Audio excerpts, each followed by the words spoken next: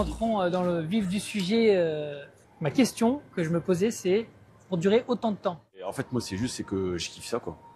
Donc après, j'ai eu la chance de me donner les moyens de performer et d'être tout en haut pendant un petit moment. Et donc ça déjà, les années à passer, tu les vois, tu les comptes pas. Et là après, les dernières années, ça a été un peu plus compliqué, des petites blessures, des petits trucs. Ou ce qui m'a toujours accroché, c'est le fait de juste en fait kiffer de sauter, quoi. Et quand tu fais ce que t'aimes, déjà c'est plus facile à intégrer. Et quand en plus ce que tu aimes te permet de le faire dans des contextes de fou, de voyager dans le monde, de faire des plus beaux grosses compètes et tout. Enfin moi je sais que c'est comme ça que ça m'aide et donc je me projette pas sur l'autre chose pour l'instant. Pour parler de cette blessure, c'est quand même une blessure vraiment vénère pour un perchiste. C'est un truc un peu à la con. Ouais. Je suis venu à Paris, j'ai consulté pour un spécialiste des ischios. Quand je lui ai dit le timing des jeux, il m'a dit ça va être très chaud, ça va être très très chaud. La casse chirurgie, c'est un truc qui est quand même pas anodin.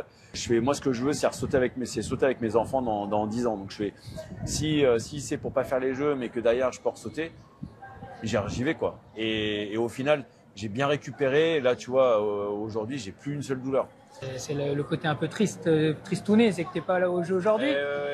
Le soir, quand j'ai su que c'était mort, je me suis dit, j'ai pas de regrets parce que j'ai tout donné et je suis revenu à un meilleur niveau que ce que j'aurais pu imaginer. Et je me suis dit, vas-y, mais dans 4 ans, Los Angeles, pourquoi pas, quoi. Donc c'est ça. Allez là. Ça peut être, franchement, bon, c'est pas sûr que ça passe, hein. En fait, si t'es deuxième toute ta carrière, en fait, on va jamais te demander la question, te dire, il faut que t'arrêtes. Et dès lors que t'as gagné, t'as plus le droit de faire deuxième. Et c'est ça. Et ça, c'est relou, quoi. Mais tu vois, pour les gens, il faut que tu finisses au top.